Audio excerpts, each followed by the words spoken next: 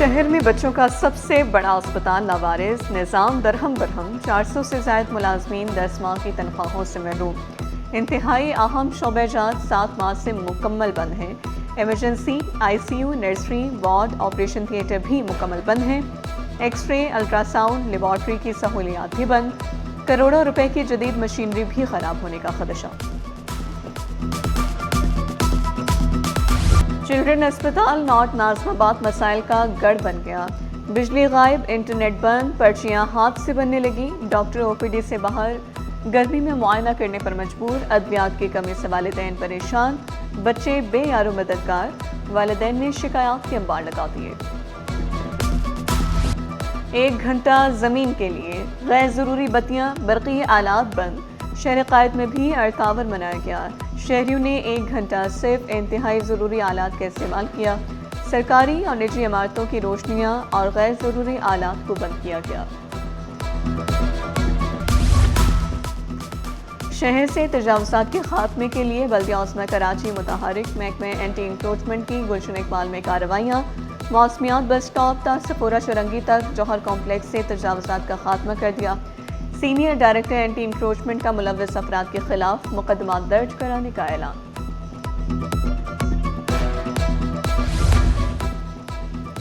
کراچی میں ایک دن میں آتش زدگی کے مزید 2 واقعات۔ ڈاؤ اسپتال موسمیات کے قریب جھاڑیوں میں لگی آگ بجھا دی گئی۔ بنارس کے قریب مارکیٹ کی عمارت میں بھی آگ بھڑک اٹھی۔ ریسکیو ٹیموں نے آگ پر قابو پا لیا، کوئی جانی نقصان نہیں ہوا۔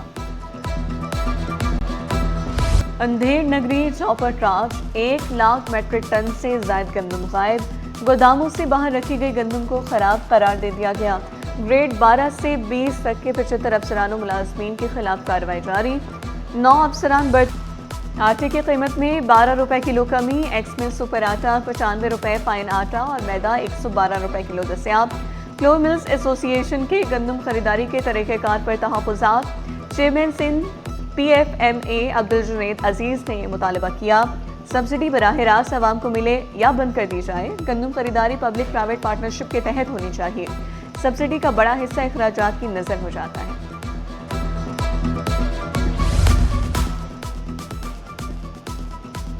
نئی گندم پالیسی کا مقصد کاشتکاروں کے مفادات کا تحفظ۔ 1 ملین میٹرک ٹن گندم خریداری کا فیصلہ قیمتوں کو قابو میں رکھنے کے لیے کیا گیا۔ سینئر وزیر شرجیل انعام میمن نے کہا 1 اپریل سے 109 مراکز میں گندم خریداری شروع ہوگی۔ فی من گندم کی امدادی قیمت 3500 روپے مقرر کی۔ گندم صرف رجسٹرڈ ہاری کارڈ ہولڈر سے خریدی جائے گی۔ اس سال حکومت باردانہ فراہم نہیں کرے گی، کاشتکار اپنے بیگ خود لائیں گے۔ توانائی کے شعبے میں سنگین چیلنجز کا سامنا، معاشی ماہرین کے حکومتی پلان پر ہر صورت عمل درآمد کی تجویز۔ ذیشان مرچنٹ بولے تیل اور ایل این جی کی قیمت بڑھنے سے درآمدی بل کا بوجھ بڑھ رہا ہے، کفایت شعاری پر ہر صورت عمل کرنا ہوگا۔ بجلی اور پیٹرولیم مصنوعات کی بچت کر کے ہی مشکلات سے نکلا جا سکتا ہے۔ توانائی بحران سے صنعتی شعبہ متاثر ہونے کا خدشہ ہے۔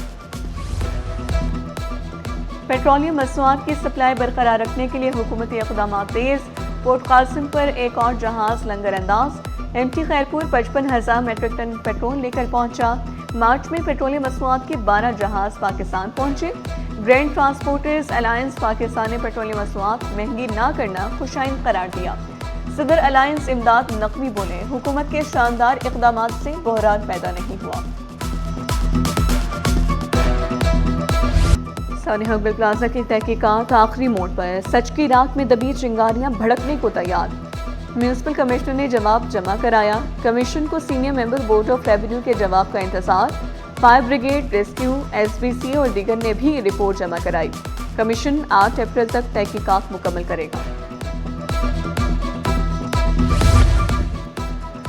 غریبوں پر بوجھ ڈال دیا، حکمرانوں نے عیاشیاں کم نہ کی، جاگیرداروں سے ٹیکس وصول نہیں کیا جا رہا۔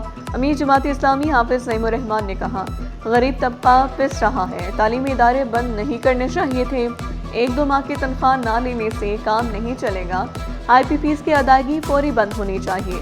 کراچی کچرا کنڈی بنا ہوا ہے، بلدیاتی اداروں کو بااختیار ہونا چاہیے۔ پیپلز پارٹی کے تاریخی ترقیاتی کاموں سے جماعت اسلامی مایوس ہے۔ حافظ نعیم نے اپنے ٹاؤن چیئرمین کی تاریخی کرپشن کو بے نقاب ہونے سے بچانے کے لیے پریس کانفرنس کی۔ ترجمان سندھ حکومت سعودیہ جاوید نے کہا، جماعت اسلامی کی سیاست منافقت پر مبنی ہے۔ حافظ نعیم اپنے ٹاؤن چیئرمینوں سے کرپشن کا انصاف لیں، شہر دوبارہ ترقی کرے گا اور حافظ نعیم پریشان۔ جماعت اسلامی کی شہر کے انفراسٹرکچر پر شدید تنقید۔ ایم پی محمد فاروق نے شکوہ کیا، پانی، سیوریج، ٹرانسپورٹ اور صفائی کے مسائل برقرار ہیں، دہائیوں بعد بھی مسائل حل نہیں ہو رہے۔ شہر میں پانی کا بحران شدت اختیار کر گیا، اختیارات کی نچلی سطح تک منتقلی کا مطالبہ بھی کیا۔ پھر اس شہر کا جو بنیادی سب سے بڑا مسئلہ ہے وہ ہے پانی کا مسئلہ۔ پانی کا K4 منصوبہ پچھلے 21 سال سے نامکمل ہے، نہ تو وفاقی حکومت اس کو مکمل کرنے جا رہی ہے، نہ ہی صوبائی حکومت اس کو مکمل کرنا چاہ رہی ہے۔ گورنر سندھ نہال ہاشمی سے صدر سندھ ہائی کورٹ بار کے وفد کی ملاقات۔ حسیب جمالی کی قیادت میں وفد میں general secretary Farid Mangfio, joint secretary Huzaifa Khan اور دیگر ممبران شامل تھے۔ ملاقات میں باہمی دلچسپی کے امور سمیت دیگر پر تفصیلی تبادلہ خیال کیا گیا۔ صوبے میں قانون کی بالادستی اور انصاف کی فراہمی کو یقینی بنانے پر زور۔ گورنر سندھ کی وکلا برادری کو مکمل تعاون کی یقین دہانی۔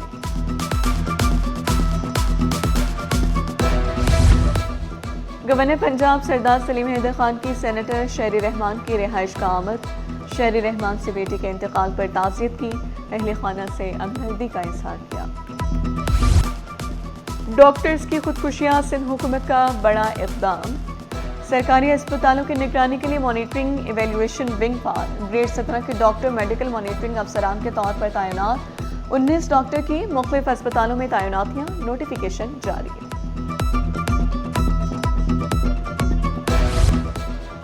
محکمہ تعلیم کے جونیئر کلرکس کی ملازمت سے برخاستگی۔ سرکاری وکیل نے جواب جمع کرانے کے لیے مہلت طلب کر لی۔ سندھ ہائی کورٹ آئینی بینچ نے محکمہ تعلیم اور دیگر سے جواب طلب کر لیا۔ پورٹ ٹرسٹ کے ریٹائرڈ افسر کی پینشن کا کیس، سندھ ہائی کورٹ کا کیس کا دوبارہ جائزہ لینے کا حکم۔ عدالتی ریمارکس میں کہا گیا، طویل اور مسلسل سروس کو نظر انداز نہیں کیا جا سکتا۔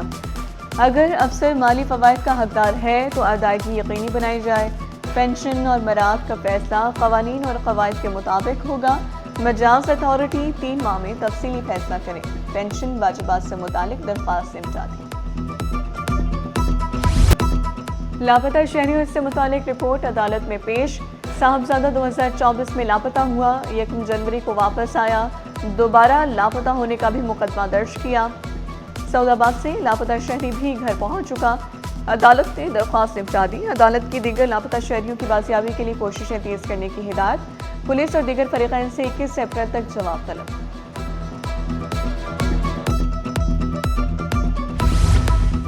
رشتے کی بات کرنے پر گولیاں چل گئیں، نوجوان قتل۔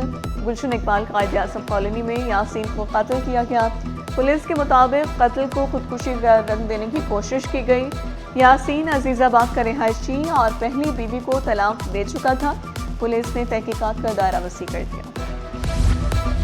میڈیکل کالج کی طالبات کے ساتھ لوٹ مار کا مقدمہ درج۔ مقدمہ بس ڈرائیور نے نیو ٹاؤن تھانے میں درج کرایا۔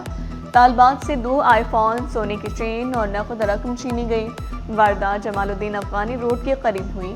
ملزمان نے شناخت چھپانے کے لیے ٹوپیاں پہن رکھی تھیں۔ شہری کی فائرنگ سے 2 مبینہ ڈاکو کی ہلاکت۔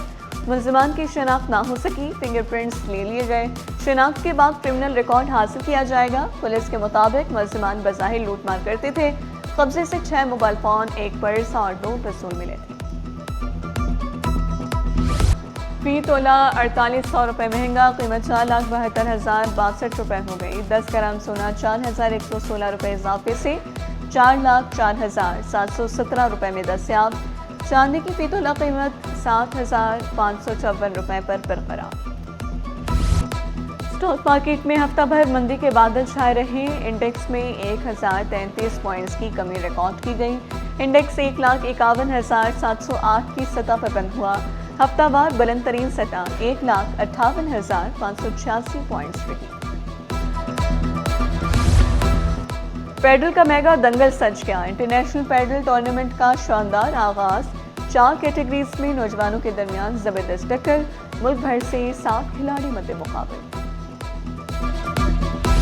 اور گھر کے لیے فرنیچر لینا ہو یا کرنی ہو آفس کے لیے انٹیریئر ڈیزائننگ، سب کچھ ہوگا ایک چھت تلے۔ پاکستان انٹیریئر فرنیچر ایکسپو دوسرے روز بھی جاری۔ ہوم ڈیکور سمیت فرنیچر کے متعدد برانڈز نمائش میں شریک۔ ترکش، پاکستانی اور چائنیز قالین کے اسٹالز شہریوں کی توجہ کا مرکز۔ 50% ڈسکاؤنٹ کے ساتھ buy one get one free کی سہولت بھی دستیاب۔ جہیز پیکیجز پر بھی 50% تک ڈسکاؤنٹ لگا دیا گیا۔ پیکیج میں بیڈ، ڈریسنگ، الماری اور صوفہ سیٹ شامل ہیں۔